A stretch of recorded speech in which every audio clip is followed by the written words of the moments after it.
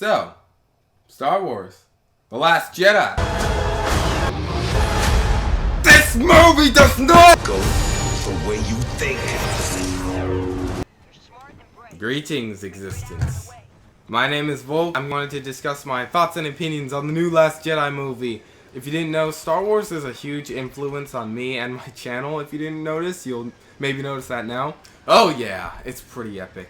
So, I knew I'd like the movie from the get-go, but honestly, twisty. Twisty, man. It was twisty. I love Star Wars, and assuming you're watching this video, you love Star Wars as well. And also assuming you're watching this video, you like me as well. I hope. The movie's only been out for about 3 days, and lucky me, I got to see it the first day, and those words from Luke from the trailer, "This is not going to go the way I think," were pretty accurate. I am extremely ecstatic that I was able to avoid spoilers for this movie, because last year I tweeted a YouTuber that I haven't seen the movie yet, and 2 fans of hers replied, "Han Solo dies in The Force Awakens," and I was pissed. I didn't want to admit I got spoiled though, and I kind of was in denial, but yeah, I got spoiled. Enough about me getting spoiled on things. Before we get into the meat of this video, actually discussing The Last Jedi, I want to announce something real fast. Look at this. Obviously inspired by The Last Jedi, I had the idea for this little t-shirt design.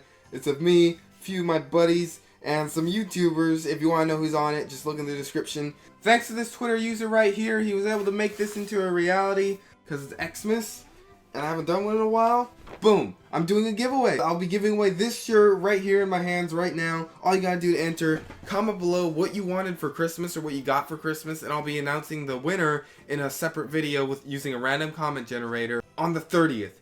Please limit your comments to 1 each because I want it to be fair, and I'll reply to the comments on this video as well to make sure that you see the new video and know that you've won. So please, enter the giveaway! Alright, without further ado, let's discuss The Last Jedi. Fair warning, I will be saying spoilers. Not just yet. I'm going to be going over the things without revealing any spoilers, but I'll let you know when I'm about to get into the details and start spoiling. But for now, let's just get into the non-spoiler opinions. So, I thought the movie was... Luke was right. This movie is not going to go the way you expect. I say it's twisty. I've been telling everyone that who asked me, I think the movie's very twisty.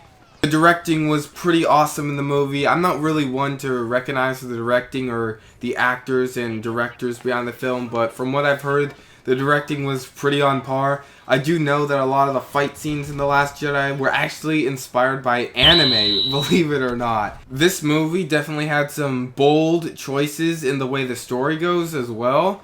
A lot of Star Wars fans I know are going to be conflicted. I'm all one for change. Like, you know, Star Wars can't be the same forever. It's got to go somewhere else. But I know it's going to conflict a lot of fans. There was a lot of new stuff. There's a lot of weird stuff. There's a lot of why would they do this stuff. But I'm welcoming it with open arms. I hope they listen to the fans partly.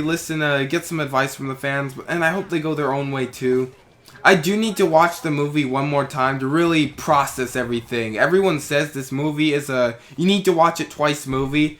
Usually I watch a movie once and I'm satisfied. Very rarely do I want to see a movie twice. And I think I will wait to see the movie twice. Another notable thing for me from The Last Jedi was the humor. Usually I'm not one to laugh at a lot of humor, even when friends are around me laughing at the humor of a series, or even if it's a series I'm into. Humor, it's hard to get me to crack a smile. But The Last Jedi really did it. The beginning, the middle, the humor was pretty good. It definitely got some smiles out of me. The nostalgia was too powerful. The humor gets a thumbs up, just like The Force Awakens. The Force Awakens was also had a great, funny moments. Everyone who was in the last film from The Force Awakens was still their character. They did it well. Daisy Ridley, John Boyega, all of the gang were just great. Really growing on the new cast. A lot of people were reluctant, especially towards Kylo Ren. I knew that they just needed to be developed, but a lot of people already were starting to judge, especially Kylo Ren. They're like, oh, wannabe Vader? No, Kylo takes a huge step in this movie, trust me. It's huge. Definitely didn't expect it. Been hearing a lot of more positive things about Kylo Ren after this movie for sure. Including from me too. He did something Vader was not able to do. You'll see what I'm talking about. I really thought The Last Jedi was good from my rating from a non-spoiler review. I really did think The Last Jedi was a good movie. I was disappointed in some of the choices they made with some of the characters, but I still am really into what they're gonna do with it. A lot of confirming theories and stuff like that. Woo! I had to take that in, still processing. It took me a while to process everything that happened, and I really do need to see this movie again. I just don't know when I'm gonna. Now we're getting into the spoilers. You ready? 3, 2, 1, spoiler time. So we see the Resistance bombers. They attack a First Order dreadnought, trying to decimate the Resistance. And led by Poe, there was much sacrifice. Leia ends up demoting Poe, and shoot, Poe. I really think he's a hotshot now. Okay, then we got to one of these epic moments. Rey talking to Luke. And when she was handing Luke the lightsaber, 5 seconds before it happened, I just had that feeling he was gonna throw it over his shoulder, and I was right. It was a crazy moment for me. 5 seconds before it happened, theory confirmed. I was even a bit surprised that Luke would throw away such a sacred item to him. The same lightsaber he used to battle Darth Vader was chopped off in the famous "No, I am your father" scene, you know? And he just tosses it right over his shoulder, and Rey's like, hey! Man, it was pretty surprising. I mean, even for me. Luke is a pretty broken man at this point, and Rey does her best to convince him to come join back in the fight, but he insists that he is just not coming, and I'm like, whoa. Finn is back as well. Of course he's back. He wakes up in the best way. He just rips off of the medical thing, and he ends up walking around the ship, leaking out healing fluids. I think it's Bacta is what they call it in Star Wars. For a Star Wars movie, this one is a bit humorous. I like the humor in The Force Awakens. Some of the humor is a bit out of place in this one, but I liked it. Usually it's hard to get me to smile in most humor situations, like my friends and I can be watching a show, or I can be watching a show with a group. You know, this scene's supposed to be funny, and I'll just sit there casually like when something laughs. But yeah, The Last Jedi, this nostalgia was too powerful. It got so many smiles out of me. So thanks to Hux, the First Order actually finds the Resistance's whereabouts, the remnants of them, led by General Organa Leia. Finds out that they have new tracking technology through hyperspace, and in 30 years after the end of the Battle of Endor, imagine all the technology advances in the Star Wars universe by then. So this whole movie actually is almost one big whole chase scene between the First Order and the small pocket of Resistance. And man, the First Order, compared to the Resistance here, definitely had the advantage in this movie. It reminisces somewhat like the Empire Strikes Back, but no, this movie can still be called its own thing. Meanwhile, we see the return of Kylo Ren with his nice scar thanks to Rey, and Snoke is actually very mad at him. We get to see Supreme Leader Snoke again in his all-fleshy glory with the Praetorian guards all around him. So he is actually very disappointed in Kylo Ren, and Kylo gets so angry he smashes his helmet on the way out of the Supreme Leader's throne room. In Kylo's frustration, he commands him to have his ship delivered to him, and he attacks the Radicus. Forgive me if I got the name wrong, but the lead Resistance ship. He's about to destroy it, and he senses Leia, and this scene, I was like, is he gonna kill Leia? And this scene, he hesitates, he doesn't do it, but his 2 TIE Fighter escorts do it. They fire torpedoes and destroy the bridge Leia was on, and I legit thought she was dead, she's out. But later, after they pull back, she uses the Force from deep space, all frozen, and I was shocked she wasn't disintegrated, and, you know, I was kind of like, eh, you know, but I was willing to accept it. It's Star Wars, and I'm like, okay, this is a thing now. I guess this is a thing with the Force now. So she gets back on the ship. She's incapacitated, though. And here's one thing that really made me like, aw. One of the Resistance members reporting the casualties, they just happened to say, and Admiral Akbar is dead. And Admiral Akbar was in there. He was killed by a TIE fighter. By 2 TIE Fighter missiles! What? And that's the end for Admiral Akbar? He was killed by... Hold on. He was killed by this. He was killed by 2 missiles from these. That was definitely not the way to get rid of Admiral Akbar, and I'll mention how he should have gone out. So, due to Leia being incapacitated, there's this new Vice Admiral Holdo, I'm pretty sure that's her name. Poe Dameron doesn't agree, and so much could have been avoided. So much of turmoil and chaos could have been avoided with Hotshot Poe. if she just told him the plan. She had a plan all along, but she didn't bother to tell him. I don't know if she was just trolling him or whatever, but so much could have been avoided in the situation. And the First Order's right on their tail, and I'm kind of surprised that Supremacy didn't have any long-range weapons far enough to destroy it, so they're just going cruising speed, taking their time to destroy the ships. Finn tries to desert the ship, actually. He doesn't want to lead Rey right back to the First Order's clutches. Runs into this new character, Rose. She actually zapped 3 people trying to desert before, and she ends up being a fangirl of him. Finds out he's trying to desert. Her personality flips. She zaps him, takes him away, and has actually got some smiles from that. They run into Poe, they call Maz, they actually come up with their own plan. Disable the tracker that's tracking them, the lightspeed tracker on the Supremacy Snook ship. And they call Maz. She tells them there's a hacker who can get them on the ship. They decide to go to Canto Bight on a small little ship that the First Order won't notice is leaving. These exact words came to my mind when we first got to the planet. Rich assholes. That is literally all I can think about when we went to Canto Bight. It was literally the rich of Star Wars. This whole little arc going to find the hacker to disable the tracker on the Supremacy, it lasted a bit too long, and a lot of people have been saying that. I did like how we got to see outside of just the battle between the First Order and the Resistance, how the galaxy is outside of that war. It did last a bit long. There was also one part that was really important. They met these kids who will come into play at the end of the movie, actually. It was pretty cool to see some good kids help them out. So they escape. They find this another guy who says they can get him on Snook's Muda or Mula. That's how he said it. He said one of them. So yeah, he said he can get them on the ship. He seems like a very shady guy. He actually tells the audience that the way people get rich in Star Wars these days is selling weapons to the First Order and, get this, even the Resistance. That was pretty cool. So we cut back to Rey and freaking Luke. And finally, Luke Skywalker finally gets the momentum to go sneak back on the Falcon, which Rey and Chewie took there. Man, he hasn't been there in years. He sees the gold dice, he reminisces, he even runs into his old pal R2-D2, and man, I just couldn't stop smiling as they exchange the conversation. He tells R2, you know, he wishes he can make him understand, but he's not coming back. And R2 pulls a cheap move. He plays the message to Obi-Wan Kenobi, help me Obi-Wan Kenobi, you're my only hope, that message. And Skywalker even goes, that was a cheap move. And I'm just like, yo. One funny scene during Rey's Jedi training, she was asked to meditate and reach out, and she, instead of reaching out to the Force, she literally reaches out with her hand.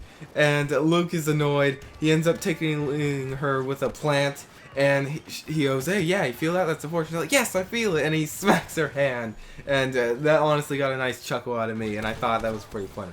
She actually starting to get Force connected, kind of like a Force Skype call to Kylo Ren. Then they start opening up to each other slowly, and it was extremely interesting seeing these characters interact. They're confident they can each change to each other's side. Kylo explains that his uncle Luke Skywalker betrayed him, and if he told her the story, he later does, of why he betrayed Kylo Ren, which is kind of out of character for Luke in my opinion. I mean, the same guy who saw good in Darth Vader, the most feared person in the galaxy at one point. Luke tried to kill Kylo, he was about to, and then Kylo felt betrayed and then attacked poor Luke and destroyed his academy, and then Luke went into exile, blah blah blah. Oh, bring this up. It's possible now to transport physical matter through the Force, which happened between Rey and Kylo. Kylo transported some rain, and they were actually pulling stuff from each other's places, and it was pretty cool. Physical matter can be passed through the Force.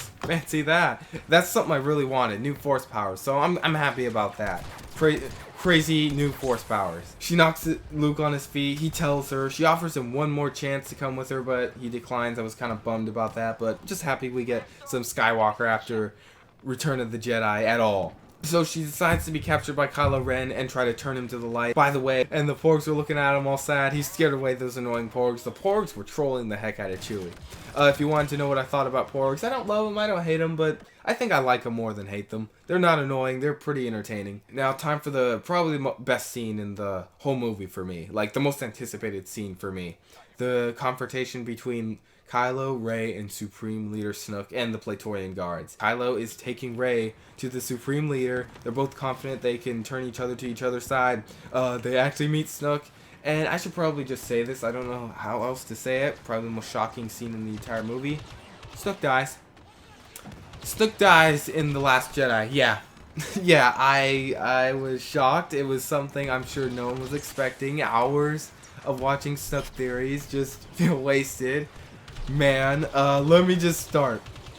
So basically, Snook tortured Rey, got the location of Skywalker. It's revealed that he was the one connecting both Rey and Kylo through these Force Skype calls. Snook is actually really powerful with the Force. He displays some of his powers, shocks Rey back. Even when Rey tries to get the lightsaber back from Snook's chair, he just effortlessly gets the lightsaber back mid-force, thunks her in the head, and brings it back. He tortures Rey, finds the location of Skywalker, which is the whole reason he Force Skyped both Kylo and Rey, so he'd be able to get that out of them. So he demands Kylo kill Rey. Kylo, it did a shot of him using the Force behind his back, and I'm like, oh my god, Kylo's gonna betray Snook. Kylo should have said before this moment, hey, Supreme Leader, did you ever hear the tragedy of Darth Maul, the Dathomirian? And I'm like, this is very interesting. The lightsaber was moving by Snook's chair, and I thought that Snook would notice. Then the lightsaber went off. The shot shows it goes through his arm, and at first I thought he just cut off his arm, and I'm like, he's pissed now. But then it's revealed Snook dies, and I'm just like, and then, you know, it just goes in a slow-mo action scene of the Praetorian Guards losing it, going after both Kylo and Rey, and then there's this epic fight scene between them all. I don't know if this counts as a lightsaber battle, because I don't think there's any lightsaber battles in The Last Jedi, because no one, you know, clashes lightsabers. I mean, the closest thing we get to a lightsaber fight is the battle between the Praetorian Guards and Rey and Kylo, but it was pretty beautifully shot and just done. Again, this was inspired by anime that I've heard of, despite Kylo revealing that her parents were just junkies who just sold her for drinking money, which I'm not 100% certain of. He could be lying or he could be wrong. Unbelievably, she rejects him still. Part of me is hoping she'd take his offer just because it'd be something really crazy and interesting. But no, she refuses him, which is very impressive. Shoot, knowing you got nothing, you're a nobody. She still refuses him. I guess, man, personally, I'd take that, rule the galaxy with the Overlord and become something. But no, she rejects his offer. During all this, Finn, Rose, and BB-8 all get on the supremacy with this hacker guy. No, they were ultimately captured by BB-8's evil twin, BB-8. And they were all captured by none other than Captain Phasma herself. Yes, she's back. She gets a little more spotlight in this movie, but everyone, including me a bit, although I was satisfied with how much she's done in this movie, not everyone was, and she kind of went out like Boba Fett in everyone's opinion. She's kind of like the Boba Fett of this trilogy in most people's opinion, and I kind of agree. But she did put up a huge big of a fight, and I think she did more than Boba Fett. She was about to execute them with the new Special Executor Stormtroopers, which were also pretty sick looking. I love how the First Order has a variety of different specialty troops. Like, I love when factions have specialty troops, like the Empire and Death Troopers, the First Order and their different Praetorian Guards, and now these executing Stormtroopers. And I think that's really cool. And Flame Troopers too. I like when factions have different variety. Hacker guy who was helping Rose and Finn that they found back on Canto Bight betrays them for the First Order due to them being all captured and such, just to save himself. So in the midst of all the characters clashing together, thanks to the hacker revealing the Resistance's plan escaping on the Raditus' lifeboats, the Supremacy, commanded by Hux, starts opening fire, destroying many of the transports on their way to Crate, which has an abandoned rebel base. Unfortunately, Vice Admiral Holda has no choice, but she does probably the best space battle move in Star Wars history. She starts turning the ship around, getting ready to jump to hyperspace. At first, everyone thought she was fleeing, but at first, I thought she was just trying to take out one of the guns opening fire on the transports, and I underestimated how much damage this would do. She jumped to light speed, and Hux realized too late and rammed right clean through the Supremacy, cutting its entire right side in half, and the shot of the Supremacy fully sliced in half was gorgeous. I'm definitely going to use that as my desktop wallpaper for a good week. Should have been Admiral Akbar who launched the Raditus into the Supremacy. Way to exclude your favorite memes, Disney. It stopped Finn and Rose from getting executed, gave Rey a chance to escape, getting on the Supreme Leader's personal escape craft, which we didn't get to actually see. I would have liked to see that. Now, something The Last Jedi delivered for me was the return of Master Yoda. Yes, the original puppet Yoda, Force Ghost. I had an itching feeling we'd see one of the Force Ghosts, at least one of them, and sure enough, Yoda came and talked to Luke. They caught up, destroyed ancient Jedi texts. It was great to see Yoda back to his original Empire Strikes Back self. It was really great to see Master Yoda again. So, here's to seeing Obi-Wan and Anakin in the next movie. So everyone's new favorite hotspot is Crate, which is where the abandoned rebel base is. Rey and Chewbacca hook up. Finn and Rose hook up with the rest of the Resistance, and they prepare a defense against the First Order as Kylo Ren, who is now the new Supreme Leader, declared himself the Supreme Leader. There was a scene where it just shows Snoke's just dead corpse on the ground, and in my head I'm like, that's disgusting. And Hux is like, Supreme Leader is dead, what are we supposed to do? And then Kylo Ren chokes him and something Supreme Leader, and then Hux goes, along with the Supreme Leader.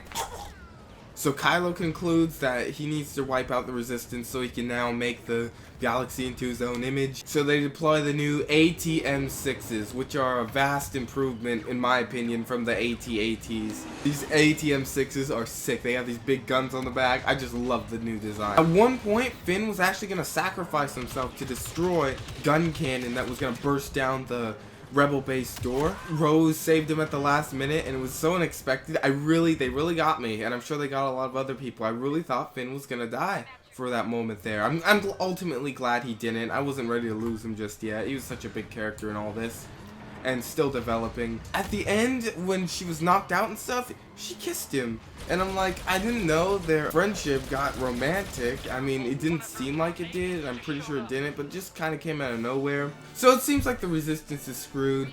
So now we finally get Luke, who appears, and he distracts the First Order from getting to the Resistance so they can all get away. And they can live happily ever after. There was this cool scene where Luke got shot by the ATM-6s and looked like he was obliterated. Just dusts off his shoulder, which is pretty cool.